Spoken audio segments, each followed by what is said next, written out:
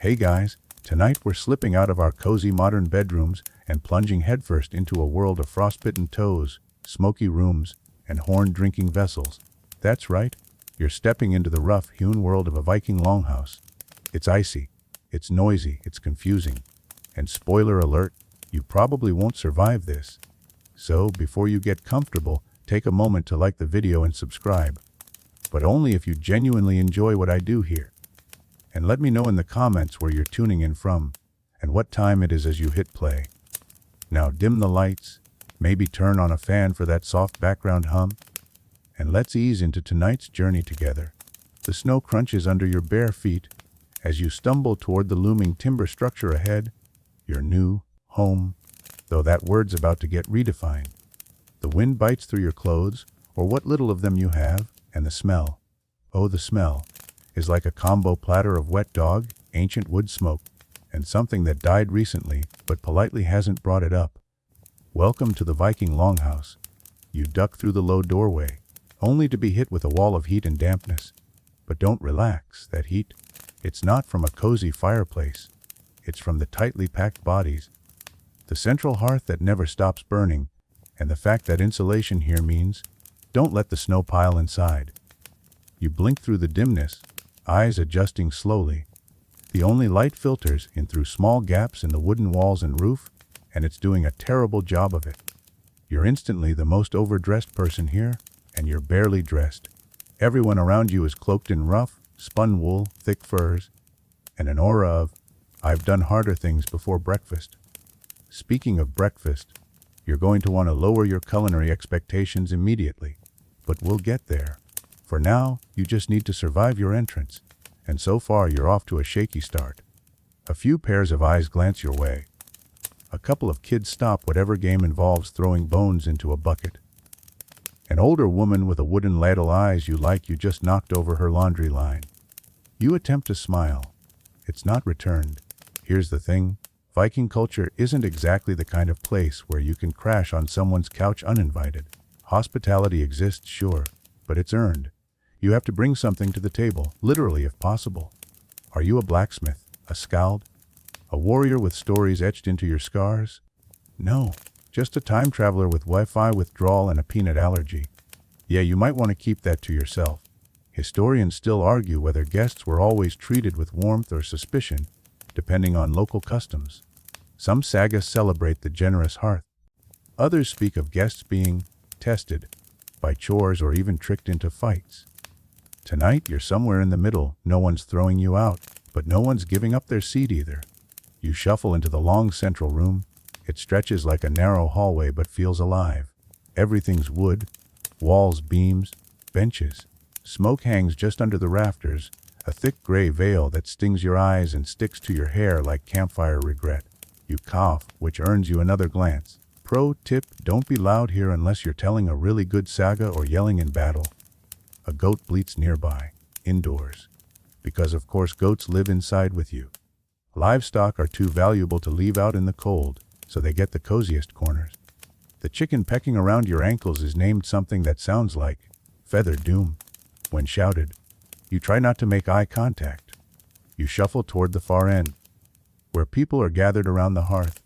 A sunken pit filled with glowing coals and a few smoldering logs. A cauldron bubbles over it, and your stomach growls at the scent. Something rooty, something meaty, and definitely something fermented is cooking. A hand pushes a wooden cup toward you. You take a sip. It tastes like sour mushroom tea met a puddle and lost. Still, you're freezing and hungry, so you down it like a champ. Someone nods. Maybe that's a win. Your spot on the floor is indicated by a grunt and a toss of a fur. It's damp. The floor creaks with every shift of a body, and there's no privacy. You're elbow to elbow with people who might not have bathed since Yule, and yet they all smell confident about it. Fun fact, Viking hygiene was surprisingly ahead of its time. Combs, tweezers, and even ear spoons have been found in burial sites. But when 20 people are trapped indoors with smoke, sweat, and livestock, yeah, even the most meticulous grooming habits won't save your nose. You try to ask someone where to sleep, but no one understands you. English. Not a thing yet. Old Norse is the language of choice, and even your best Duolingo streak isn't going to help. You mime sleeping and get a shrug. Then someone mutters a phrase that definitely sounds like a threat, or a joke, or both. That's another charming Viking trait. Their humor is as dry as last year's cod jerky and twice as salty. You'll never be sure if they're laughing with you or about you. Probably both. The night falls early in this part of the world, especially in winter. You realize there's no insulation against the creeping cold. The fire only does so much. The walls sweat moisture from within.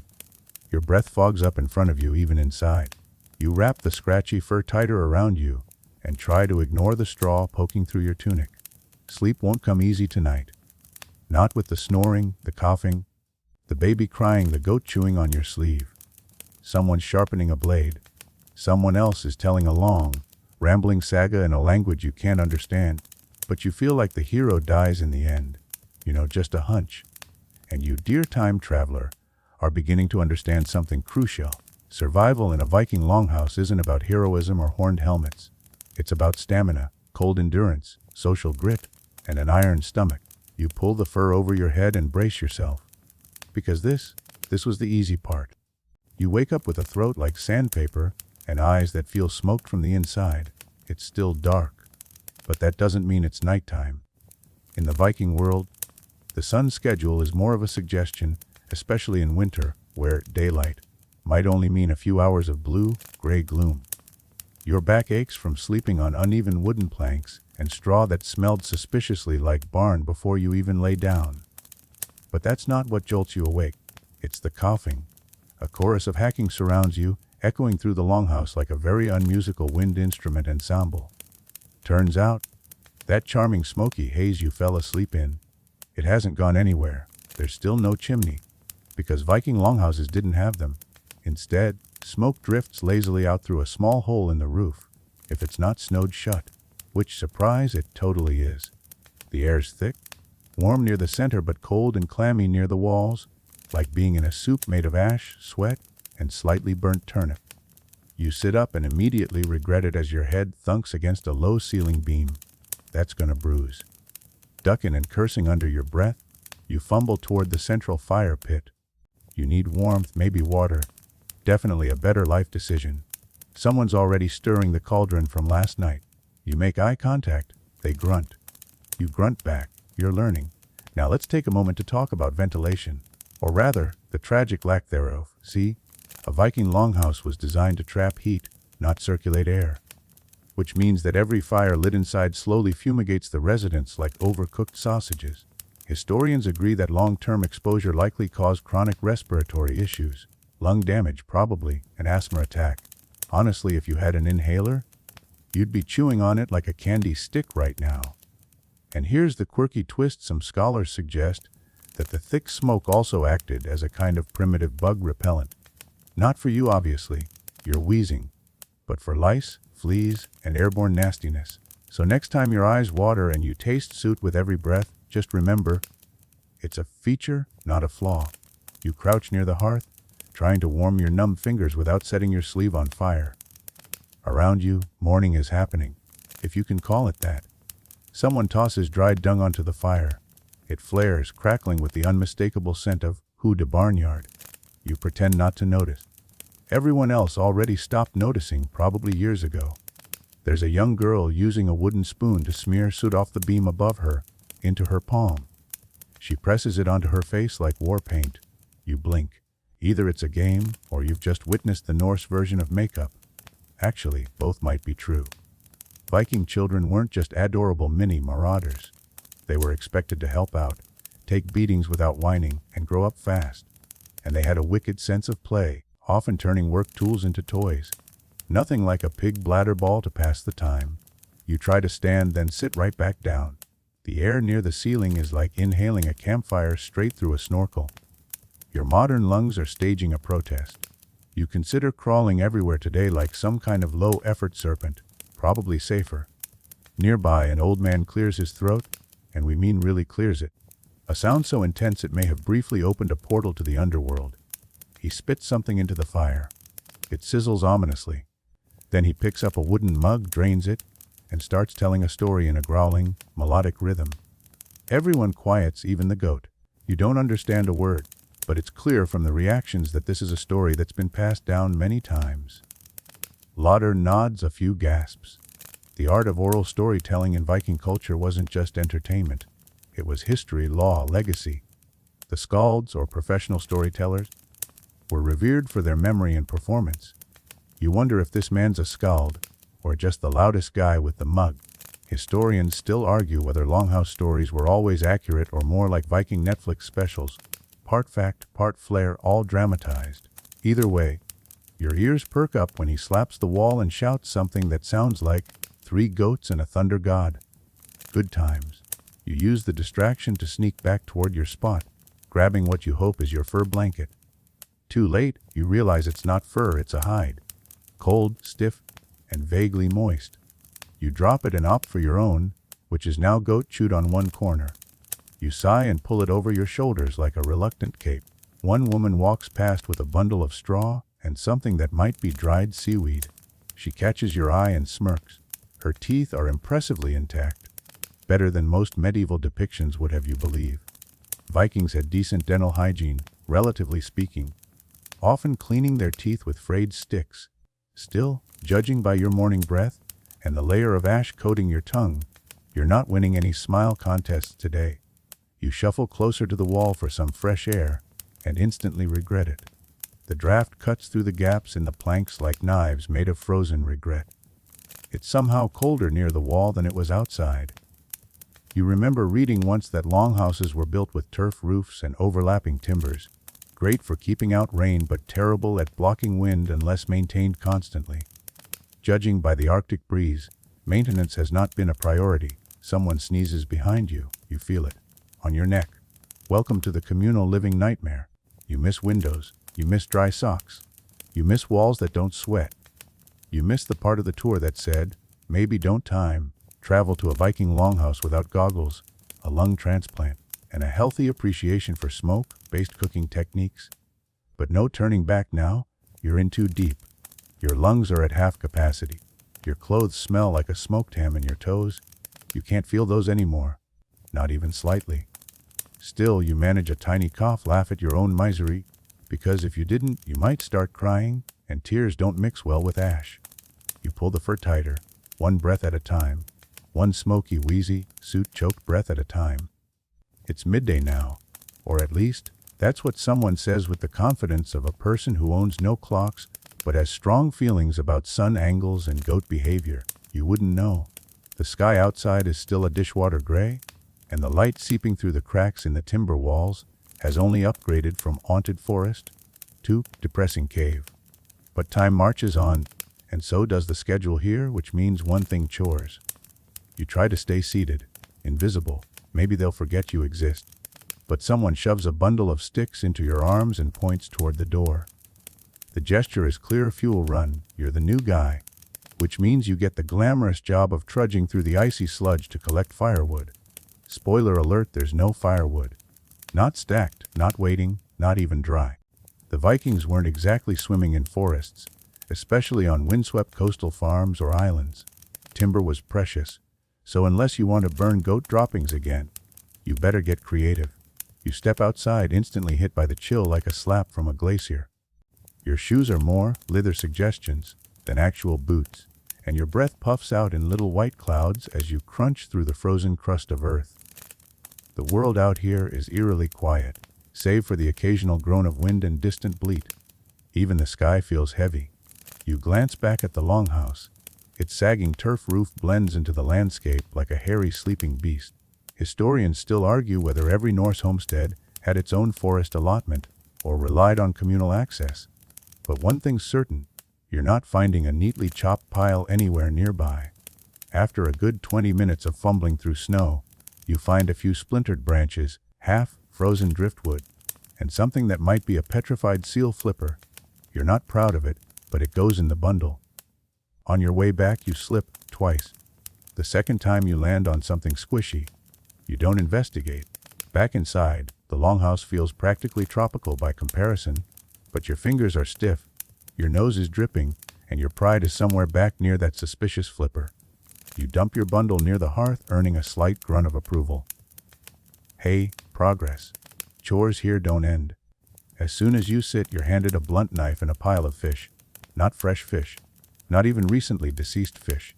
These are dried, twisted things that look like they were salted, cursed, and forgotten your job. Scrape off the outer layer, then cut them into strips for the stew pot. You try not to gag. The smell alone is enough to make your eyes water.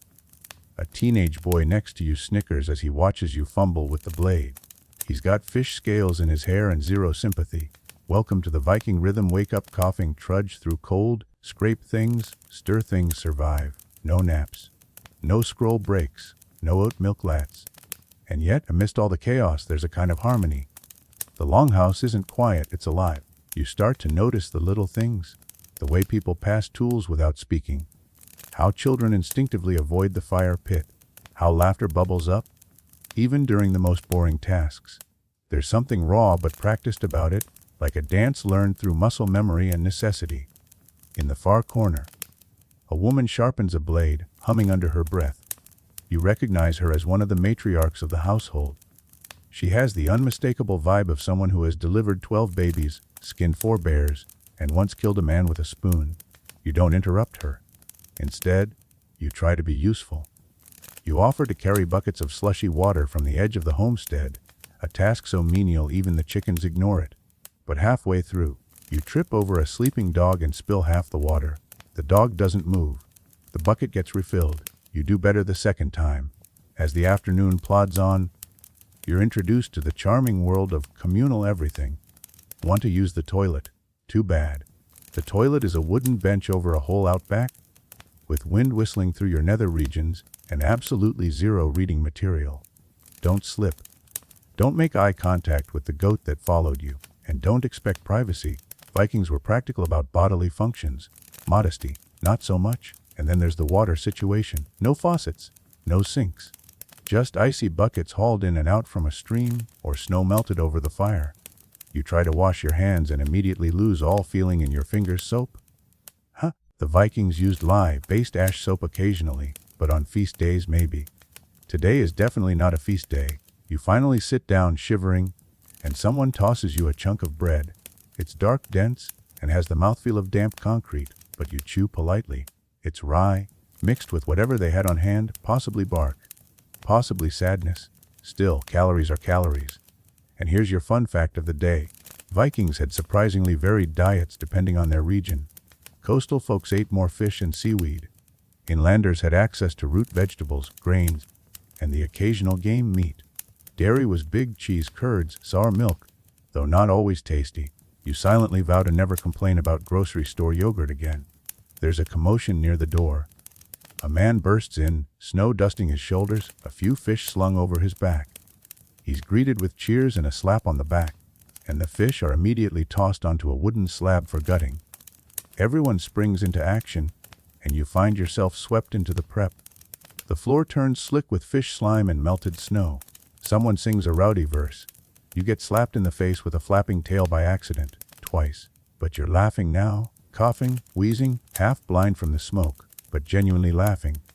This somehow is what passes for community bonding. By now, you've stopped checking the time. The sun's dipped below the horizon, or maybe it never rose properly to begin with. The Longhouse glows from within like a living lantern. Shadows flickering against the beams, smoke curling toward the rafters. You're not thriving exactly, but you haven't died yet, and that's something. The light is fading fast now, though light is being generous. It's more like the darkness just turned a slightly deeper shade of gray. You're starting to understand why Vikings got so mythologically intense about the sun and fire. When your whole world dims by mid-afternoon, and you live in a house that's basically a glorified cave, it's no wonder you'd worship things that glow. But there's no relaxing by the fire yet.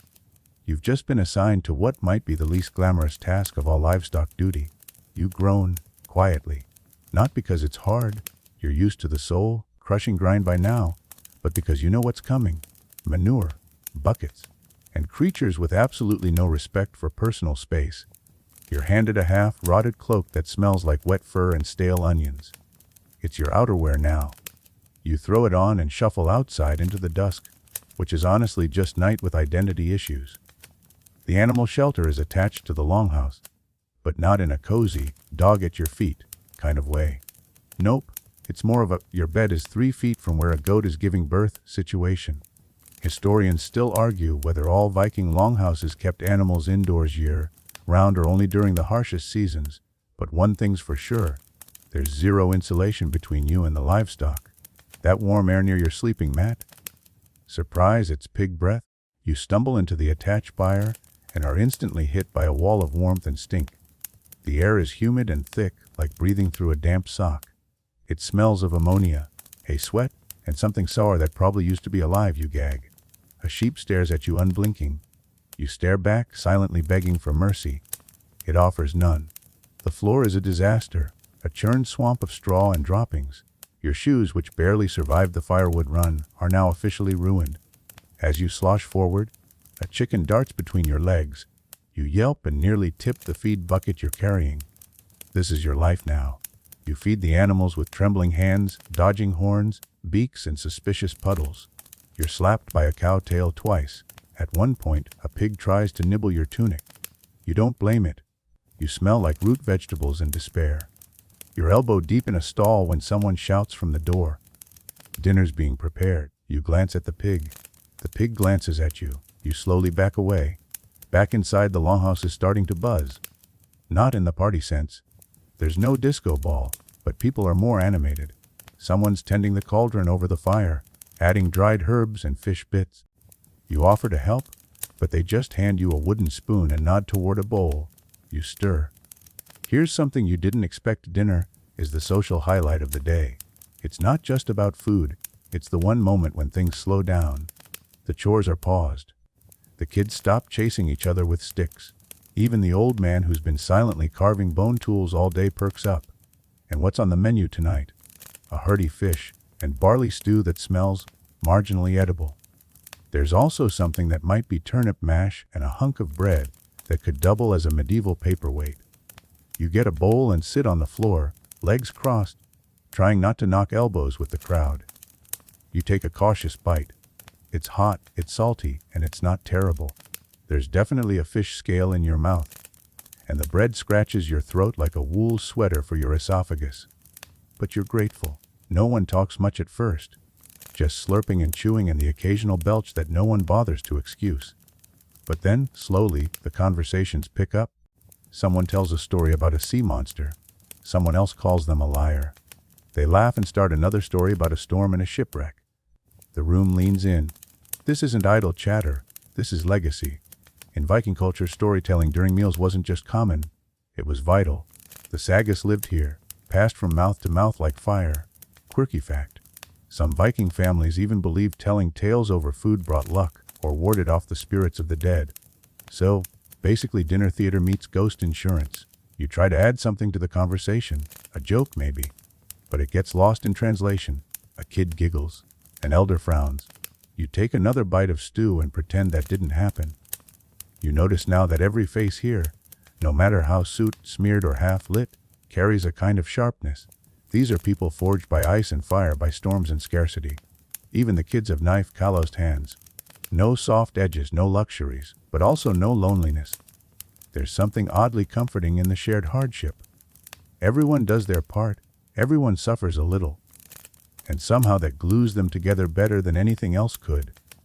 You glance toward the rafters and catch movement. Something small and shadowy scurrying along a beam, a rat. You stiffen, no one else reacts. Either they didn't see it or they just don't care anymore. You wonder briefly what it would be like to be so unfazed by rodents you'd let them nap over your head. Then again, Vikings kept cats for a reason. Pest control with a purr. The fire crackles. Someone tosses in a chunk of dried peat, which releases a plume of smoke and a smell like scorched socks. The warmth is intense now, maybe too much. Your face is hot, your back is freezing. This, you realize, is the Viking thermostat. All or nothing. The meal wraps up with shared drinking horns passed hand to hand. Whatever's inside burns your throat and clears your sinuses in one go.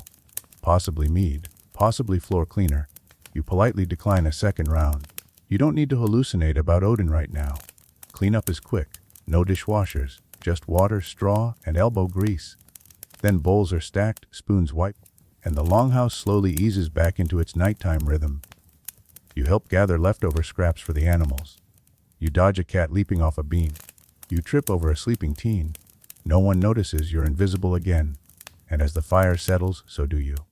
Back to your straw mat, back to the smoky haze, the quiet snoring, the gentle wheeze of lungs aging 3 years per night. You lie down, your body sore, your stomach oddly satisfied, your brain buzzing.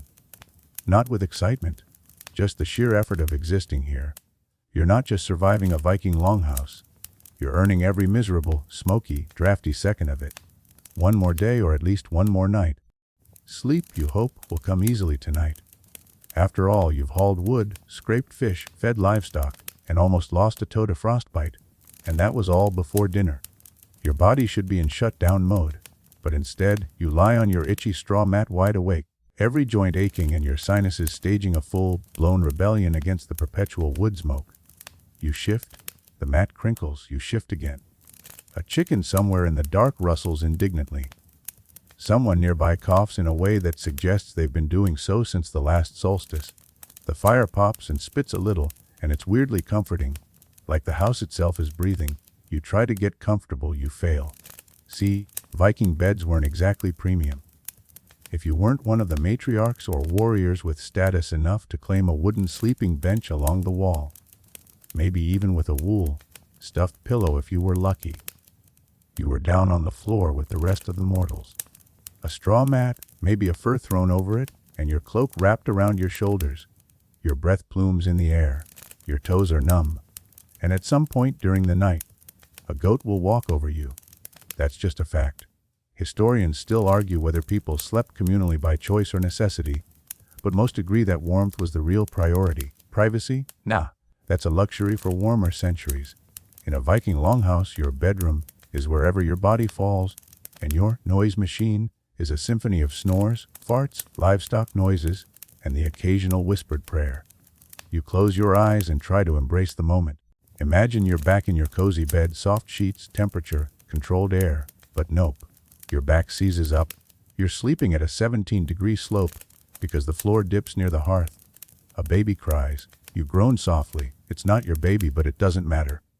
In this house, every baby is your baby. You hear someone shuffle over, soothe it with a murmured lullaby, then shuffle back. No one panics. No one freaks out.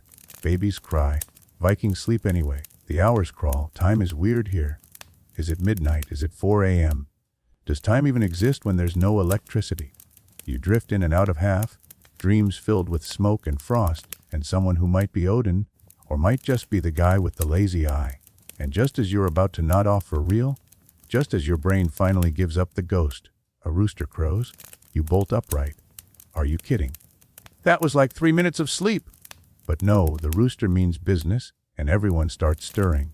One of the teens throws a fur over his head and grumbles something deeply Norse. An old man spits into the fire and begins mumbling a chant that might be a prayer, might be a list of enemies. The longhouse is waking up, and you feel like death reheated over a smoky fire pit. No time to feel sorry for yourself, though. There's work to do. Again, always, you're handed a bundle of cloth and pointed toward the river. Laundry duty.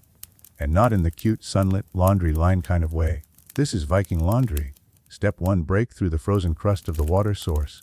Step 2, dunk your hands in ice water while scrubbing a wool tunic that smells like a fermented bear. Step 3, pray for frostbite so you don't have to finish. You walk to the stream, bucket and cloth bundle in hand, cloak flapping behind you like a dramatic character in a survival drama. It's early. The sky is pinkish gray, and the air is sharp enough to shave with. You reach the stream and immediately regret every decision you've made that led you here. You kneel, bash a hole in the ice, and begin washing, sort of. The water is so cold you lose feeling in your hands within seconds. You slap the tunic against a rock, hoping that counts as cleaning. There's no soap, just icy water, elbow grease, and quiet desperation. Maybe it's symbolic. Maybe this is your Viking baptism. Quirky fact for the day: Vikings actually took more pride in cleanliness than the popular image suggests. They had grooming tools, combs, tweezers, even ear spoons, and bathed weekly, which was a lot for medieval Europe. Saturday was often lagerdager, literally washing day. Doesn't make this laundry any easier, though. You finish as best you can, wring out the soggy clothes, and start the slog back to the longhouse. Everything you own is wet now. Your boots squelch, your sleeves drip, your face is so cold it feels hot. You get back, drop the bundle near the fire, and someone grunts in vague appreciation. You glance around, hoping for a moment of reprieve. Nope. Today's rotation means you're on morning ash duty. That means scooping out yesterday's fire pit residue with a carved wooden spade and hauling it outside. It's dusty, it's messy, and the ash gets everywhere. Your face, your lungs, your soul. You try to breathe through it, but that only adds a new layer of coughing to your existing collection. The morning meal is a humble affair. Barley porridge with a suspiciously crunchy texture and a smear of something tangy. Maybe cheese, maybe regret. You eat it anyway. You're too tired to complain. Plus, there's warmth in your belly now, and the longhouse, as smoky and stinky as it is, has started to feel less like a prison and more like a living, breathing thing. A big, furry, wheezing creature that's taken you in, whether you like it or not. A woman offers you a piece of boiled root. You accept it like it's a treasure. She smiles, progress. And as people begin to shuffle into another cycle of work and warmth and weird communal sounds, you realize something strange. You're still here. Still hungry. Still freezing. Still tired. But here, and like it or not, that's Viking resilience. You blink against the dim morning light filtering through the smoke haze. Your muscles are already protesting, and the sun's barely up, but the day's real work is just beginning.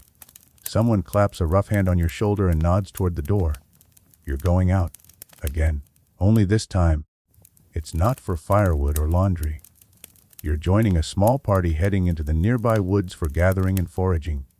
The forest isn't far, just past the last few thatched roofs and animal pens. But it might as well be another world.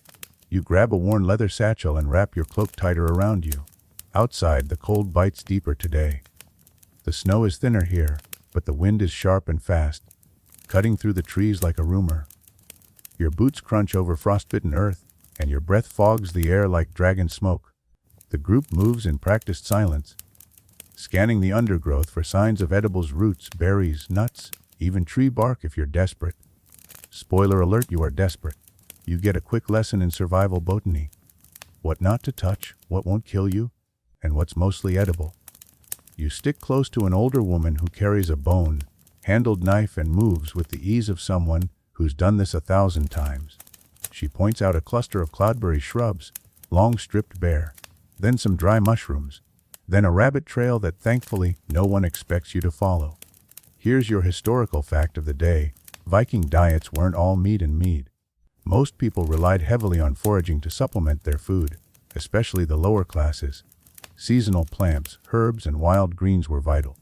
They even made soup from nettles, which is somehow both nutritious and spiteful. You pause to yank a clump of frost-covered wild onion from the dirt. Your fingers go numb again. You're pretty sure you saw your soul leave your body when the wind picked up just now. And the quirky tidbit: Vikings believed certain trees had spirits. So if you're about to dig up roots near an elder tree, don't forget to mutter a quick apology, just in case. You do it half laughing, but also not really joking. The group continues deeper into the woods, and now the forest is swallowing the light entirely. The canopy closes in, and your breath sounds louder in the hush. Someone finds a squirrel carcass. There's a brief debate about whether it's too far gone. Consensus: yes. You exhale in relief. As the hours pass, the bag on your shoulder gets heavier. Mushrooms, nettles, something that might be edible moss. Your knees ache, your back is screaming, and the icy wind keeps sneak attacking your neck like a petty Norse god. But what's worse is the silence. Not peaceful silence. This is watch your back silence. The kind that makes you imagine bears, wolves, or worse, other people. Raiders, bandits, strangers with axes and bad intentions. You suddenly understand why Norse mythology is so obsessed with monsters in the woods. The woods are terrifying. Everything creaks. Everything moves when you're not looking. You want to go home, and that home is currently a smoke-filled house full of livestock, and someone who definitely just sneezed on your bowl last night. You're snapped out of your paranoia when the group's leader gestures back toward the village. Enough for today. Everyone's cold, tired, and quietly annoyed about how little you found. Apparently, winter foraging is a lot like winter garage sales: hit or miss, mostly miss. The walk back is quieter. Your breath puffs out like steam from a dying engine, Your boots squelch. Again. Always with the squelching. When the longhouse comes into view, it actually looks welcoming.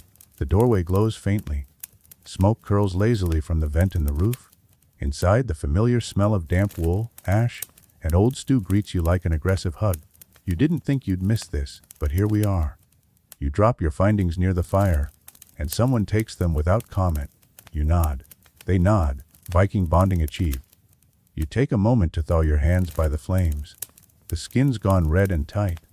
You flex your fingers like a thawing action figure. You might never play piano again. Not that you ever could, but still, it's the principle. Now comes your reward: more chores. While the others sort through the foraged goods, you're asked to help prep the fish that came in earlier. You sigh and grab a knife. The fish are slimy, half-frozen, and vaguely offended to be touched. You scale them, slice them open, and try not to breathe too deeply. The smell is next level. You'd pay good money for just one breath of Febreze right now. Historians still debate whether Viking women typically handled all the food prep, or if it was a shared job in smaller homes. What's clear is that whoever got stuck gutting fish was not winning at life. Midway through slicing your third herring, someone walks in with a basket of coals from another house. The longhouse hushes. This is news. Apparently, a neighboring family is short on firewood. There's murmuring, then agreement. A small bundle will be sent over. This isn't charity, it's survival math. If their fire goes out, your village gets weaker. Everyone's connected. You're starting to see how Viking communities function less like households and more like beehives. You help wrap the extra bundle. It's heavy, awkward, and smells vaguely like mold and cold feet. Still, you carry it to the edge of the village, flanked by two others. The wind's picking up again, and snowflakes are beginning to drift lazily through the air. You deliver the wood. No one says much. A grunt, a nod. A kid peeks out from behind a doorframe, wide-eyed. You wave. They blink. That's enough. The return walk is tougher. Your legs ache. Your spine is questioning your life choices. But when you step back into the longhouse, someone hands you a carved drinking horn and says a single word you actually understand: rest. For a brief flickering moment, you feel respected. Sure, your clothes are wet, your hands are numb, and you probably still smell like fermented fish, but you've done something real. Something hard, something Viking. And now, maybe, just maybe, you'll actually sleep tonight. You wake up to the sound of voices. Not loud, just the low, murmuring thrum of conversation. It's not even fully morning yet, but the longhouse is already stirring. A few embers still glow in the hearth, casting weird orange shadows on the wooden beams. Someone walks past, stepping over your legs without a word.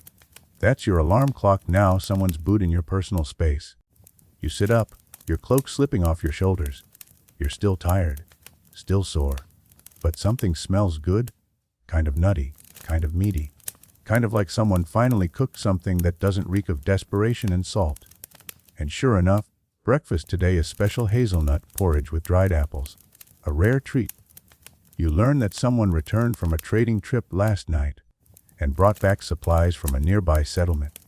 There's a murmur of excitement in the air, a ripple of newness in this otherwise repetitive, frozen world. You shovel the porridge in with a wooden spoon and try to ignore the splinters. You can almost taste sugar, though it's probably just your imagination being nostalgic. Still, it's warm, filling, and doesn't require chewing through leather. A win by any measure. And then, just when you're starting to think today might be decent, the door creaks open and in walks the Jarl. You freeze mid-bite. He's not wearing a crown or anything dramatic like that, but there's no mistaking who he is. Broad-shouldered, fur-lined cloak, sword you could build a house out of. And that walk, that silent, heavy-footed I don't need to explain myself kind of walk. Everyone straightens. The fire crackles louder somehow. Even the goats go quiet. You remember now today is thing day. The thing, no, not that thing you forgot to do, is the Viking legal assembly. It's both court and council, and depending on what's on the docket, it could be either very boring or extremely dramatic. Today it's the latter. Someone from your longhouse has been accused of stealing a sheep. Historians still argue whether things were truly democratic or mostly controlled by powerful families. But one thing's clear: justice was a very public affair. So you're going, like all of you. The whole house bundles up in layers of wool and fur, grabs walking sticks, and starts trudging toward the meeting spot, a wide wind-blasted patch of land marked by a large stone and several wooden posts. The wind is relentless. Your cloak flaps like it's trying to fly away without you. Your eyes water. Your fingers tingle with frost. But you push forward with the crowd, boots crunching over icy ground. This is Viking civic duty, and you're now part of the jury pool, whether you like it or not. Once everyone's gathered, the Jarl stands in the center, flanked by two armed men. The accused, a skinny man with nervous eyes and a limp, steps forward. The man who lost the sheep speaks next. There's a lot of shouting, some name-calling, a few dramatic finger jabs. You don't catch all the words, but the tone is crystal clear. Someone is very unhappy about their missing livestock. Then comes the storytelling. One by one, members of the community come forward and share what they saw, or think they saw, or heard from their cousin who swears it's true. You're struck by how much of Viking law is built on memory and honor. No forensic science, no fingerprint dusting, just testimony, reputation, and whether people trust you. Quirky tidbit: some disputes used to be settled by trial by ordeal. As in, grab this red-hot iron and walk 3 paces. If your burns heal quickly, you're innocent. You silently thank Thor that that method isn't on today's menu. As the proceedings drag on, your feet grow numb again. Someone passes around a skin of owl, you decline. Mostly because you're scared you'll instantly fall asleep standing up. Eventually a decision is made. Not guilty due to lack of proof. The sheep owner looks furious. The accused looks like he might cry. The Jarl says nothing, just gives a short nod, then turns and walks away. The crowd disperses. You follow the group back toward the village, half relieved, half frozen. You didn't even know the accused that well, but you feel drained anyway. Viking justice is exhausting. Back in the Longhouse, conversation turns to the outcome. Some agree with it. Some think the Jarl's cousin was protecting the accused. There are theories, suspicions, gossip, but in a very serious, fur-lined kind of way. You're sent to fetch more firewood again. This time you take your time. Not just because your legs hurt, though yes, they do, but because you want to be alone for a bit. The path to the woodpile is quiet. Snow begins falling in those lazy, slow-motion flakes that look fake but feel like tiny daggers on your skin. You reach the pile, grab a few logs, and just stand there.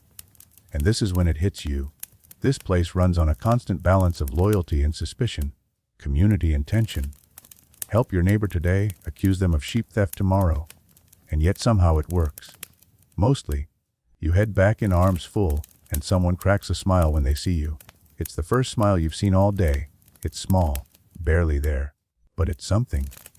Dinner is a thick stew, made from yesterday's foraged roots and some dried meat. You eat without complaining. You've earned that right. And as the fire burns low again, people settle into the usual nighttime ritual, repairing things, braiding hair, whispering stories. One older man begins reciting a tale of Thor's hammer getting stolen. The kids lean in. You do too. Not because you believe, but because his voice is low and warm, and just the right kind of sleepy. Historians agree that storytelling was one of the main ways Viking culture was preserved. No written records, just sagas passed from mouth to mouth. Like precious treasure, carried in memory. You think about today's thing, the stolen sheep. The way people told what they remembered, shaped their words, built a case. That was a saga too. Just smaller, more local. Maybe someday, someone tells the story of this day to a child by firelight. Maybe they leave you out. Maybe they don't. Either way, you're still here. You wake up coughing. Again. The air is thick with smoke. It doesn't sting anymore. Not because it's less smoky, but because your lungs have apparently given up protesting. They've accepted that every breath is going to come with a little side of soot. The fire's been going all night, as usual. Someone was on wood duty, keeping the embers from dying out, and judging by the amount of ash now coating everything, including your blanket, they did their job a little too enthusiastically. You brush cinders off your face and sit up slowly, joints popping like a worn-out wagon wheel. Today's mission: clothing repairs. That's right, no glamorous Viking raids for you. No glinting axes or shouting Valhalla at your enemies. You're spending the day with a needle and thread. And let's just say you're not exactly tailor material. You're handed a tunic with a rip the size of your optimism, and a bone needle that looks more like a weapon than a tool. The thread is wool, rough and scratchy, and every stitch you attempt is a wonky insult to Viking craftsmanship. Still, you keep going because holes in clothes mean cold, and cold means miserable. Or dead. You've grown attached to not being dead. Here's your historical fact: Viking clothing wasn't all fur and leather. Most garments were made of wool or linen, woven at home. Spinning, dyeing, and sewing were daily realities, especially for women, but in a pinch, anyone could be handed a mending task, including, unfortunately, you. Now, your quirky tidbit: Vikings sometimes used fish skin for waterproof shoes. That's right. You could be walking around with a haddock on each foot. You glance down at your own rough leather boots and briefly wonder how comfortable trout loafers would be. Probably not very. Across the longhouse, an older woman works on a cloak, her hands moving so fast they blur. You try to copy her technique, but your needle keeps stabbing your thumb instead of the fabric. You're bleeding slightly. You keep going. You're either improving or losing feeling. It's hard to tell. At midday, there's a break for food. Barley bread and a strip of dried fish that tastes like sadness. You chew slowly, watching the steam from the fire curl toward the smoke hole in the roof. It never escapes fast enough. You make a mental note to sit closer to the door tomorrow. You won't follow through. Then someone calls for help outside. You recognize the voice. It's the man who tends to the livestock. You stumble into your boots and trudge out, squinting against the sudden white of the snow. A sheep is stuck in the mud near the stream again. Because of course it is. You and two others slog over to haul it out. As you struggle with the unhappy, muddy creature, you find yourself weirdly invested in saving it. Not because it's cute, it's not, but because you now understand just how valuable it is. Meat, wool, milk. Vikings didn't name their animals, but they knew them. This one, for example, you're pretty sure has fallen in this stream before. Twice. Maybe it likes the attention. Historians still argue whether animals were seen as mere property or had symbolic value in Viking daily life. But either way, when one goes down, people move. You get it unstuck eventually, and it sloshes away, wet and indignant. You look down and realize your legs are coated in ice-crusted muck. Again, always the muck. Back inside. Your pants are peeled off and hung near the fire. You sit in your tunic, shivering slightly, and resume your battle with the needle and thread. There's a quiet rhythm to the longhouse now: sewing, quiet talk, the occasional snore. You find yourself calming down. Then someone pulls out the loom. It's a vertical loom, big, wooden, and commanding a full corner of the longhouse like a throne of tangled string. Two women take up positions at it, knotting the warped threads and preparing to weave a new bolt of cloth. You watch, mesmerized, as the shuttle passes back and forth, the fabric slowly forming in hypnotic lines. Textiles were a major Viking export, especially patterned wool, striped, checked, dyed with plant pigments. Some historians believe Norse textiles were as prized as their metalwork, and watching this unfold, it's easy to see why. It's art. Functional art, made with cold fingers and infinite patience. One of the weavers invites you to try. You hesitate. This could end badly. But you take the shuttle, awkwardly mimic the motions, and for a brief moment, the cloth actually obeys you. The threads tighten. The pattern continues. You don't ruin it. Miracles happen. You give the shuttle back with quiet relief, and the women smile, nodding their approval. Or maybe they're just glad you stopped. Hard to tell. As night falls, you help hang finished garments on wooden pegs along the wall. Tunics, cloaks, even a pair of trousers that might fit you, assuming you ever thaw out enough to try them on. Dinner is stew again, but there's fresh bread this time. You tear off a chunk, dip it in the broth, and let it sit on your tongue. It's bland, a little smoky, but you swear it tastes like victory. You survive sewing day, and maybe that sounds silly. Needlework doesn't scream, I'll pick adventure. But here it is, every stitch, every patch, every thread added to the communal pile of clothes is a lifeline. Lose too many garments to wear and tear, and someone doesn't make it through the winter. It's not glamour. It's survival, sewn one crooked seam at a time. You wrap yourself in your half-fixed cloak, pull your blanket around your shoulders, and lean back against the wall. The fire crackles softly. The loom clacks in the background. Somewhere a goat sneezes, and just before you drift off, you run one finger along the fresh stitch in your sleeve. The one you made yourself. It's not straight. It's not pretty. But it's yours. The cold creeps in before dawn. You know this because your nose is the first thing to freeze. You pull your cloak tighter around your face, but it's no use. Your breath still fogs in front of you, your toes have long since gone rogue, and the fire has dwindled into a sulky heap of ash. You hear rustling nearby, someone's already up, shaking out their boots. There's always one. Today, the longhouse smells sharper, a little sour, a little funky. You lift your head and realize why someone's brought in the fermentation barrels. That's right. Today is the day you learn about Viking preservation. Not raiding, not feasting, but the real lifeblood of surviving a Scandinavian winter food storage. Specifically, things that have been salted, dried, smoked, or, most pungently, fermented. You're handed a sloshing clay jar, and the woman giving it to you just raises an eyebrow like, well, get on with it. You pry it open. Immediately, your eyes water. It's fish, it's definitely fish. And it smells like someone pickled it in a barrel of sweaty regret. This, apparently, is part of the winter provisions. Congratulations, your historical fact for the day. Vikings relied heavily on preservation methods to make their food last. Smoking meat and fish, fermenting dairy into sky, or drying berries. These were not just handy skills, they were essential. Fresh food was a seasonal luxury. Everything else had to last and last and last. You set the jar down carefully, trying to breathe through your mouth. Around you, the longhouse buzzes with people sorting through bundles and barrels, salted cod, smoked lamb, dried peas, stale bread hard enough to repel arrows. You're told to take inventory, which means poking, sniffing, and guessing what's still edible, and what might secretly be growing its own civilization. You get through a whole crate of dried turnips before the real challenge arrives: fermented shark. Yes, it's a fringe food mostly associated with Icelandic tradition, but some debate exists over how widely it was used in Viking-age diets. Historians still argue whether this particular delicacy was common in everyday longhouses or more of a regional oddity. But here today, someone has one, and they're very proud of it. It's gray, it's jelly-like, it smells like ammonia. You are politely offered a piece. You consider declining, but then again, you've survived open fire stew, frozen bedding, and raw fish boots. You take a bite. Oh, it's indescribable. Your tongue goes numb. Your eyes water. You may have time traveled, but somehow your body agrees to digest it. You don't die, probably. The others laugh, not in a mean way, more like, a rite of passage. They clap your back.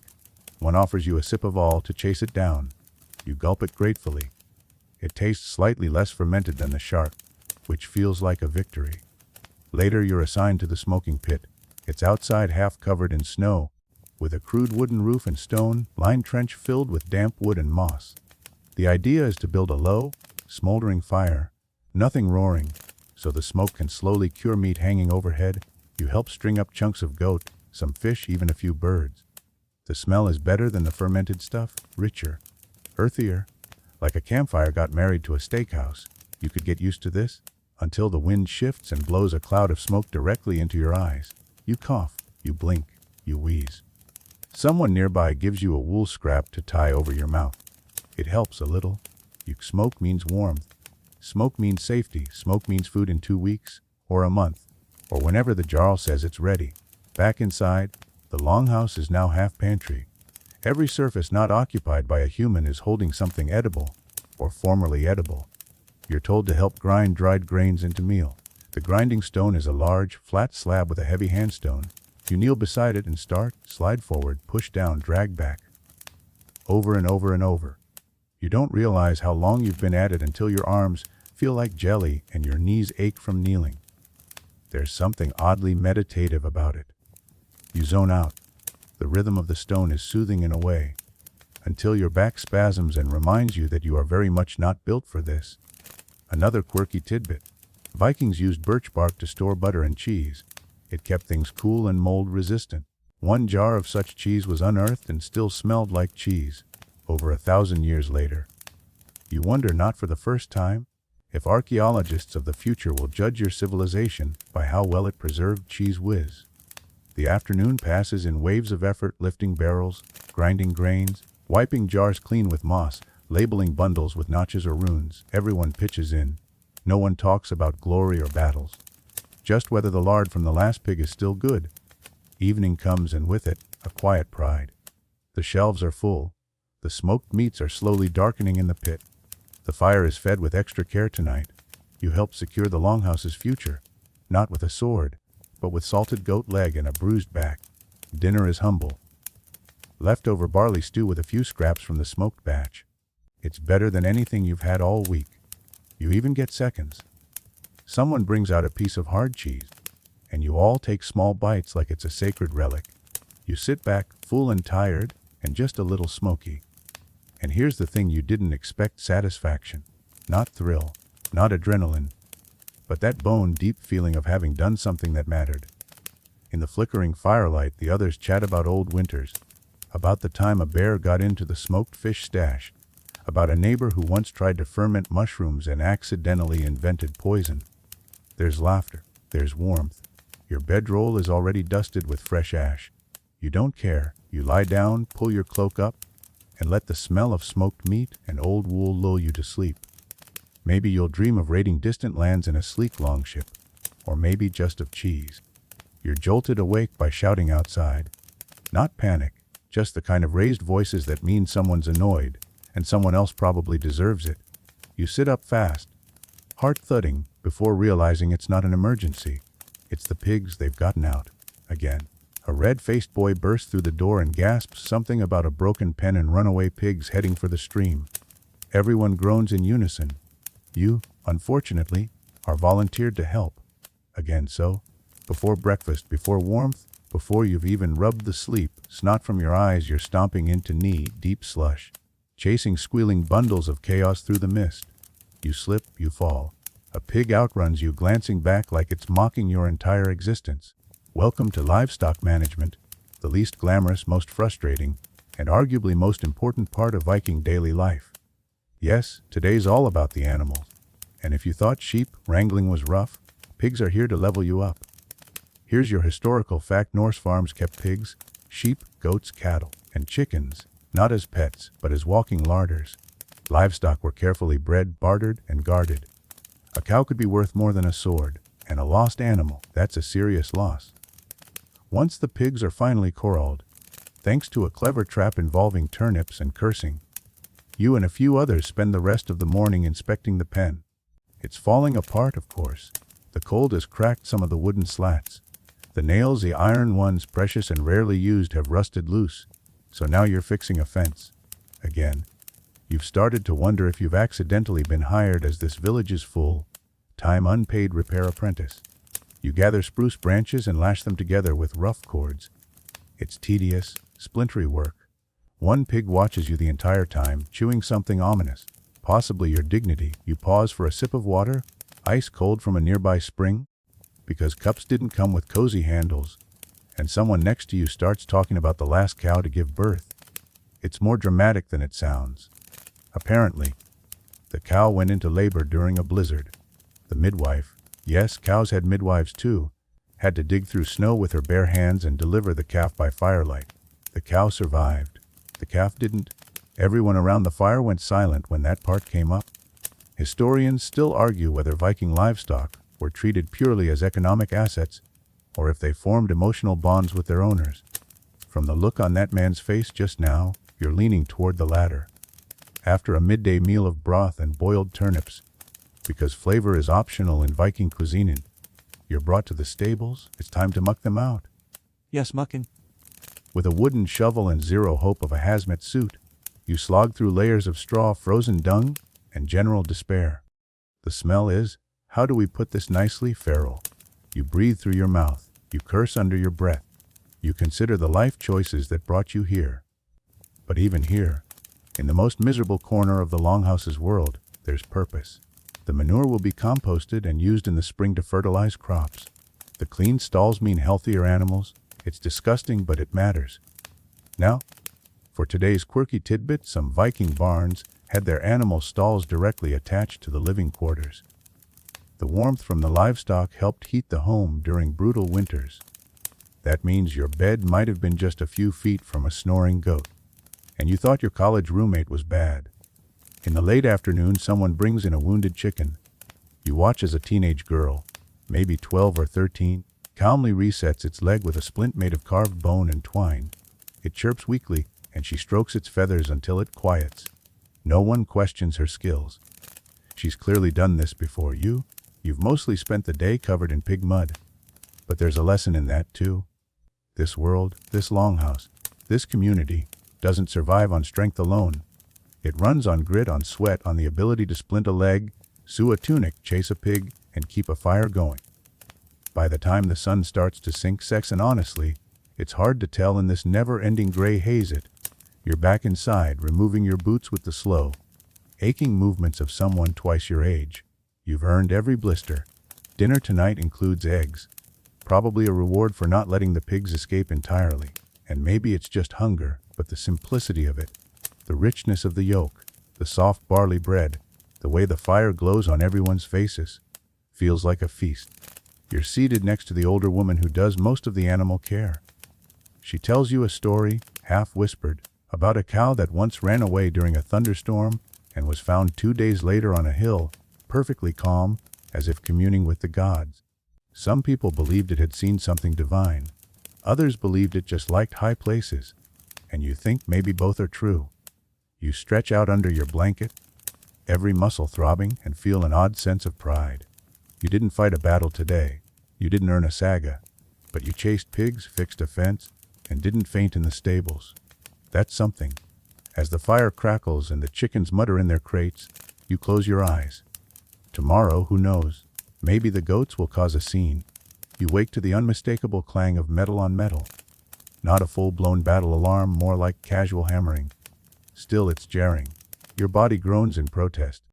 But you roll over, mutter something that would get you kicked out of a monastery, and rise.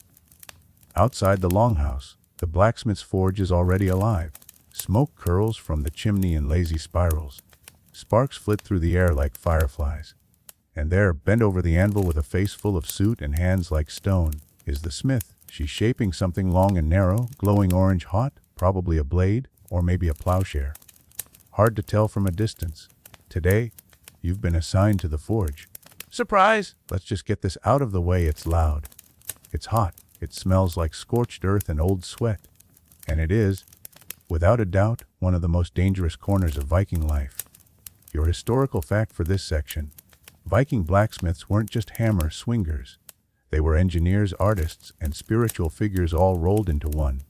A well-made sword was a thing of legend, yes, but so was a good axe, a sturdy hinge, or a nail that wouldn't bend in the frost. You're not here to make a weapon yet. You're here to learn the basics: how to keep the fire alive, when to strike, and, most importantly, how not to blind yourself with flying slag. Your first task is to pump the bellows. Easy, right? Nope. It's a massive leather contraption that feels like trying to wrestle an angry animal. You pull, push, and fight to keep a steady rhythm while the forge roars like a dragon on caffeine. The heat makes your eyes water, your nose run, and your shirt stick to your back like a second, sweatier skin. Meanwhile, the smith takes a metal rod, iron salvage from a broken tool, and places it in the flames. The color changes slowly: black to dull red to bright orange, and finally almost white hot. That's your cue. You're handed a hammer that weighs about as much as yourself, esteem at this point, and told to strike. Not too hard, not too soft.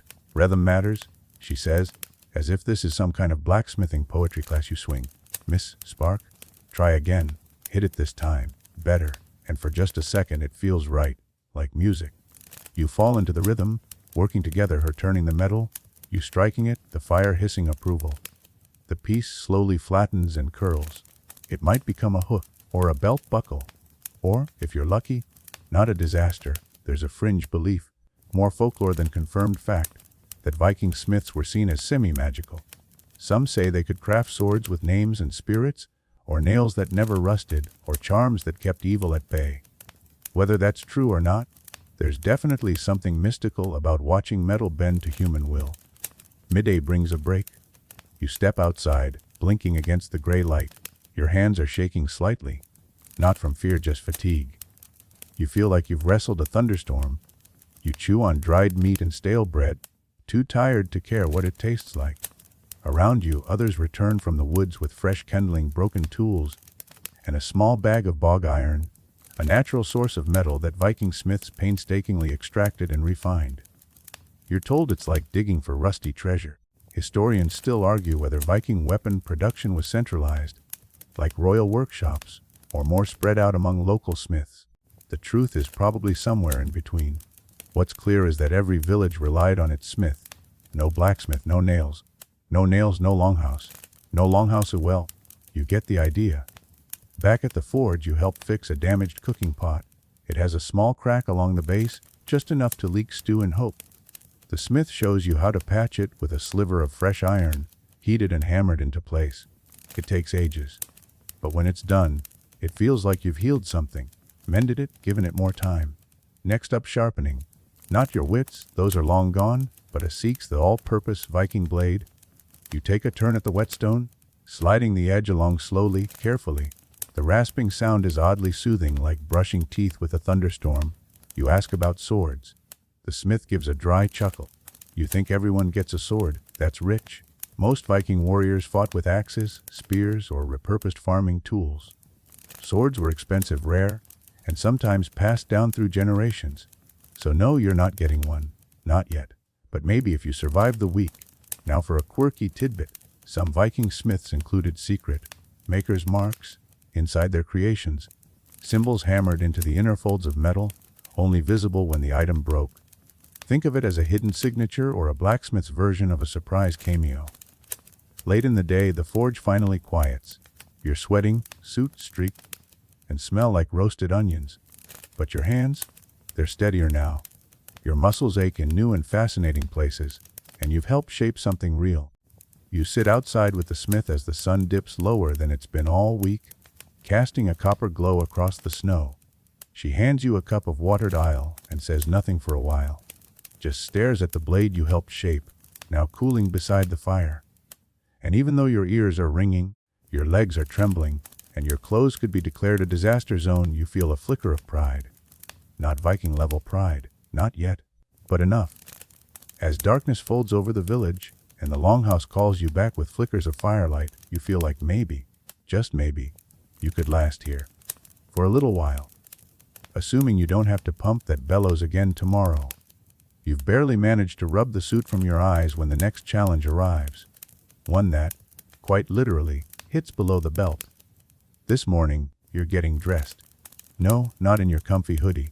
You're suiting up Viking style because today's all about clothing, and spoiler, it's about 80% wool, 10% itchy linen, and 10% regret. You pull on your tunic, scratchy, heavy, smells faintly like wet dog and campfire. Then come the trousers, baggy, tied with a leather thong, and tailored for someone who apparently had much shorter legs than you. On top of that, a belt with a simple bronze clasp. And if it's winter separate, which it absolutely feels like, you're handed a thick woolen cloak and a pair of fur-lined boots that crunch when you walk. This, believe it or not, is high fashion. Your historical fact today. Viking clothing wasn't just practical, it was social code. A well-spun tunic showed off your family's weaving skills. Fine embroidery, that meant status. And dyed garments, like the rare blue or red, indicated access to expensive trade goods and a whole lot of spare time. You're sent out to help with textile work. Yep, this section's less about clashing swords and more about carding wool, spinning thread, and weaving cloth. Trust me, you'll still sweat. First, you're introduced to the loom. It's a vertical frame, almost as tall as you, with a forest of dangling threads. Your task is to shuttle weft through warp, beat the fibers down with a heavy comb, and not mess up the pattern, which has already taken someone 2 weeks to set up. It's hypnotic work. The rhythmic over and under, the tug of thread, the soft swish of wool brushing wool. Someone hums a low tune, maybe a lullaby or a work song, and time goes a little fuzzy. Still, historians debate whether most Viking textiles were homemade or if wealthier households traded for theirs. Evidence suggests both, depending on location and status. But one thing's clear, in a world without factories, every thread mattered. Later, you're shown how to spin wool. You hold a spindle, basically a fancy stick, and twist raw fleece into usable thread. Your first few tries, disasters. The wool clumps, breaks, and looks like something a cat coughed up. But with practice, the rhythm clicks. The twist catches. You create a fine strand of yarn that feels strong between your fingers. Now here's a quirky tidbit. Some Viking women hid small shears or needle cases in their clothing. Not just tools, but sometimes as protective charms. A bronze needle case was found in a grave in Birka, Sweden, tucked into a woman's dress, folds like a tiny metal secret. In the afternoon you try felting. It's messier than weaving, less fussy than embroidery, and oddly satisfying. You soak wool, mash it together, stomp on it, yes really, and roll it under pressure until it becomes dense and fabric-like. This becomes a warm cap or boot lining or, if you're creative, a bizarre but effective mitten. The older woman overseeing all this hands you a finished tunic. It's coarse, brownish gray, with patchy stitches and a bit of uneven hem. You raise an eyebrow. She nods with quiet pride. I made it for my son. Before he went to sea, you hold it gently. It's not fancy, but it feels alive, like a second skin woven from memory. Then comes mending. Someone brings in a cloak with a torn hem, and you're handed a bone needle and a bit of yarn. The thread snags. Your stitches are crooked. You poke your finger and bleed a little. But the patch holds. You smile. Then you realize someone's going to wear this tomorrow out in the snow, and depend on your wobbly handiwork not to unravel. So no pressure. Historians still argue how much fashion mattered to the Vikings. Saga stories mention silk and gold threaded tunics, but those were rare. Most people wore what they could make, strong, durable, and warm over trendy. Still, personal flair peeked through in brooches, dyed trims, or hand-carved belt buckles. Someone brings over a box of accessories, beads, iron pins, and little bronze brooches shaped like animals. You're invited to pick one. You choose a bird-shaped brooch, slightly tarnished, and fasten it to your shoulder. It's probably just a copy of something fancier, but still, it feels like yours now. Here's another fun detail in some regions. Viking women wore 2 oval brooches across their chest, connected with strings of beads. It wasn't just decorative, it showed marital status. Brooch on the left, taken. Both, definitely married. None, free as the wind. You wonder how many awkward social moments that system prevented. As the sun begins its reluctant dip, the longhouse glows warm again. You help fold the newly woven cloth, stack it in chests, and stow away the tools. You smell like sheep and burnt flax. Your arms ache from spinning. But there's satisfaction in this kind of tired. Back in your corner of the longhouse, you shrug out of your borrowed tunic. A younger child peers over and points to your hands. They're stained with dye, bluish purple from some wood you didn't even realize you'd touched. Now you look like a thrall. The kid laughs, and honestly, you kind of do. But you smile anyway. You earned every stain, every stitch, every woolen sneeze. Tonight, you lie beneath your scratchy blanket, fingers still twitching with the ghost of weaving motions. Somewhere, a loom creaks softly in the dark, still hanging with the day's half-finished pattern. And just before sleep takes you, you imagine threads stretching between stars, long, fragile lines connecting people, places, and stories, each one woven by hand. You're starting to think the Vikings were on to something with this whole early to bed, early to rise thing, until you realize today's job is hunting. Not casual. Let's stroll through the woods hunting. This is the real deal. Mud, traps, bone knives, and silence so complete it feels like a sound itself. You're given a few tools. A short bow that's seen better centuries, a handful of arrows with flint tips, and a bone-handled knife that looks more ceremonial than practical. Someone hands you a rough cloak that smells like smoked meat and rain. For camouflage, they say with a wink. You're not sure whether they mean the smell or the fabric. The group sets off before sunrise. Your breath clouds in the cold air. The forest is quiet, but not dead.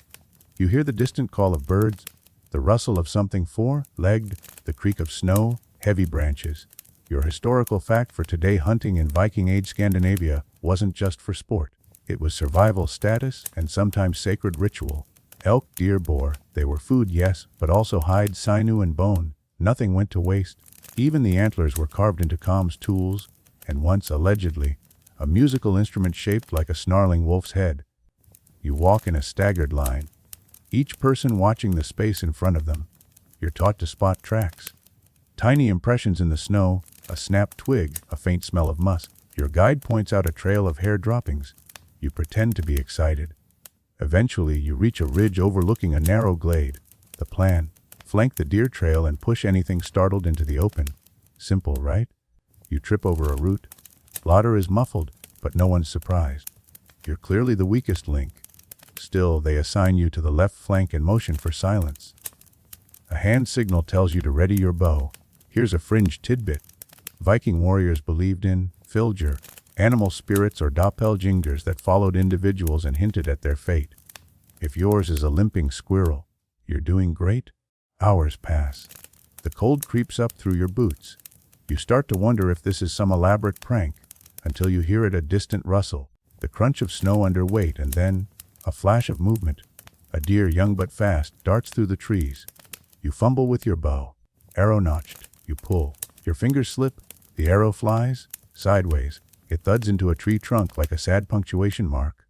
Luckily, one of the others gets a clean shot. The deer stumbles, skids, and falls. The forest goes still again. You jog to the clearing, out of breath and red-faced. The deer is still, steam rising from its body. The others kneel beside it, murmuring what might be a prayer or just respectful silence. You follow suit, not really knowing what to do. One of them places a sprig of pine at the deer's side, a gesture that feels older than words. Historians still argue whether such rituals were religious, symbolic, or simply tradition passed down so many times it hardened into habit. Either way, there's meaning here.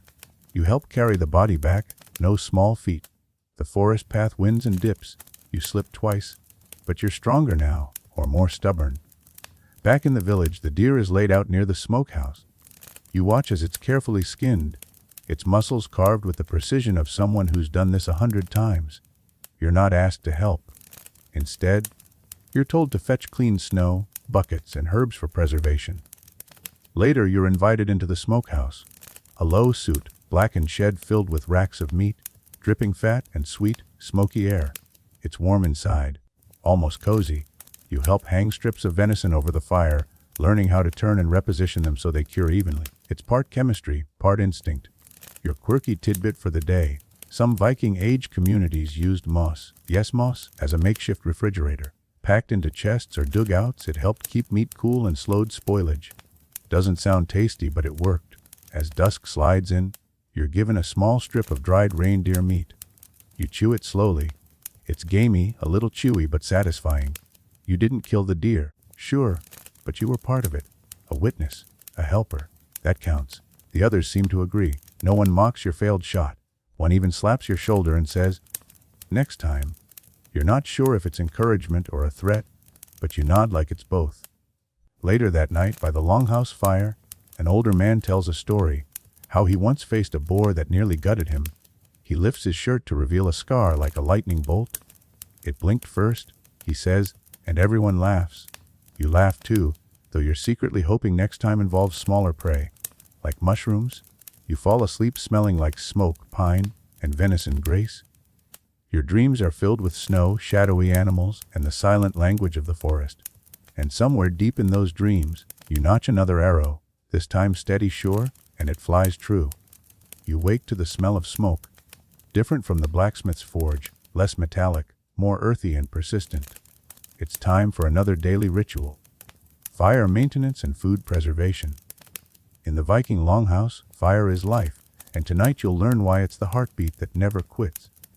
Your first task is tending the hearth, a massive open fire pit at the Longhouse's center. It's more than just a stove, it's a gathering point, a heat source, and a smoke signal to the gods and neighbors alike. Sparks flicker upward, tracing lazy paths to the rafters where smoke lingers like a ghost. You poke the embers with a stick, stirring them to life. The air thickens with wood smoke, acrid but oddly comforting, like a familiar old sweater. The crackle and pop fill the silence, a soundtrack to centuries of survival. Your historical fact: Vikings used peat as a primary fuel alongside wood, especially in areas where forests were scarce. Peat burns slow and hot, but it's smoky. A real lung workout, and you're learning that firsthand.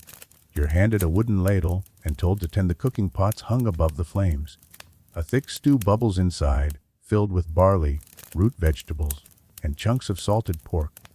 It's not gourmet, but it's warming, filling, and sometimes the only thing between you and a hypothermia ticket. You stir, careful not to spill the heavy pot. The smell is smoky, savory, a bit like your grandmother's Sunday dinners, if your grandmother happened to live in a foggy fjord surrounded by wolves. Food preservation is next on the docket. Today, you'll learn about salting and drying, crucial for surviving harsh winters when fresh food was scarce. You're given thin strips of fish, Herring, most likely, and instructed to pack them in coarse salt. The salt draws moisture out, curing the fish for months. It smells pungent, a sharp tang mixed with ocean brine and old gym socks. You wrinkle your nose but keep packing. This wasn't a chore, it was survival. A quirky tidbit. Vikings also used an early form of refrigeration, storing food in barrels filled with snow or ice collected from frozen lakes. Archaeologists have found ice pits near some Viking sites, evidence that these early Norse folks understood chilling before electricity. Later, you help hang strips of meat and fish on racks outside the smokehouse. The cool wind dries the food slowly, preserving flavor and stopping spoilage. You shiver but pretend the cold makes you tough. You're told to be cautious. The local foxes and birds have no respect for Viking culinary efforts and will try to steal anything unattended. Once, legend says, a fox stole an entire leg of smoked venison from right under a hunter's nose. The hunter swore revenge, but the fox was never caught. Historians still argue how much Vikings relied on preserved food versus fresh hunting and gathering. Evidence suggests that coastal communities had better access to fresh fish year-round, while inland villages depended more heavily on drying, salting, and smoking. As dusk deepens, you help build a small fire pit outside for warmth and light. The flames dance, casting shadows that flicker like old spirits. You sit beside it, hands cupped around a tin cup of watered down ale. The village begins to settle, voices lower to murmurs. Children yawn and curl beside their mothers. Dogs curl up near feet, ears twitching at the night sounds. You glance at the longhouse's smoke-stained timbers. They look old, older than you, solid, enduring. You think about how much work goes into keeping that fire alive. Every ember tended, every spark coaxed, every pot stirred is a thread in the fabric of Viking life. Without it, the longhouse would be a cold, dark tomb. And honestly, you wouldn't last a day without it. As you lean back and let the fire's warmth seep into your bones, a sense of calm settles over you. The smoke smells less harsh now, more like home. Tomorrow you'll be up early again. But tonight you sit by the fire, watching embers glow and fade, and realize that this quiet tending of the flame is where Viking strength really lies. You're finally at the point where you can almost imagine yourself as part of the Longhouse family, not just the clueless outsider who kept spilling stew and dropping arrows. But don't get too comfortable. Today's lesson is all about the social rules that would, without warning, crush your modern self faster than a Viking axe. You join the communal meal, a raucous affair with everyone shouting, laughing, eating, and occasionally brawling, but in a way that's structured by centuries of tradition. The long table groans under wooden bowls of porridge, plates piled with salted meat and flagons of all. It's noisy, chaotic, but also oddly warm and alive. Your historical fact: the Viking age was famously hierarchical. The household was ruled by a chieftain or a headman, whose power was often reinforced by gift-giving and generosity during feasts. Hospitality was everything. Refusing food or drink was a serious insult.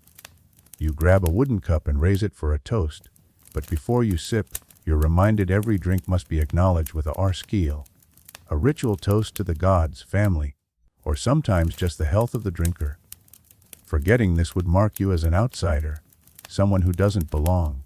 Here's a quirky tidbit at feasts: a designated drink servant would pass around the horn or cup, sometimes singing or reciting poetry. Vikings loved their skalds, poets who preserved history and gossip alike through epic verse. Imagine your party playlist being a live medieval rap battle. You realize quickly that there are invisible rules about who sits where, who talks when, and who gets served first. Elders and warriors get the prime spots. Women, children, and thralls, slaves have their places too, though the exact seating can depend on the household. There's an unspoken code that keeps this social chaos from spiraling into anarchy. You witness a minor spat break out, someone's insult over a bad joke, and it's diffused with a quick exchange of wit and a well-timed drink. Historians still argue whether Viking feasts were mostly joyous celebrations or tense power plays where grudges simmered beneath the surface. Probably both. You can see it in the flicker of eyes, the quick smiles, and the occasional sharp words that get swallowed before they turn bitter. Suddenly, you're nudged forward. It's time for you to speak, just a few words. Panic spikes. You remember the stories about Vikings' respect for courage, but also their brutal honesty. You clear your throat, mutter a hesitant scale, and raise your cup. It's met with cheers and slaps on the back. Relief floods you like all. You might just survive this part. Later, as the evening wears on, the mood shifts. Stories unfold, from legendary battles to mundane mishaps. A burly man recounts how he outwitted a rival chieftain, his voice booming and hands gesturing wildly. The children listen eyes wide. You notice how storytelling here isn't just entertainment. It's a way to pass down history, values, and warnings. Like verbal time capsules, rich with meaning and sometimes exaggeration. The firelight flickers, casting dancing shadows. You feel the weight of countless nights like this, shared, noisy, warm, and full of life. And suddenly, the Longhouse doesn't feel like a hostile place anymore. It feels like home, however rough and smelly and loud that home may be. You settle back, the wooden bench hard but familiar beneath you. You think about the Longhouse, the people, the fire, and all the daily challenges you've faced. Would you really last a day here? Maybe not. But tonight, as the chatter fades into soft murmurs and the flickering fire dims to glowing embers, you know one thing for sure. You've glimpsed a world both harsh and deeply human. And that's worth every scratch, every shiver, every awkward moment. Now, as the night deepens and your eyelids grow heavy, imagine the Longhouse slowly quieting around you. The crackling fire's glow softens to a gentle pulse, casting warm shadows that stretch and shrink like a calm, breathing being. The smells of smoke, wool, and earth mingle, comforting and grounding. Outside, the cold wind whispers over the snow, a lullaby sung by the land itself. Your thoughts drift like smoke, light and slow, fading with each breath. You're safe here.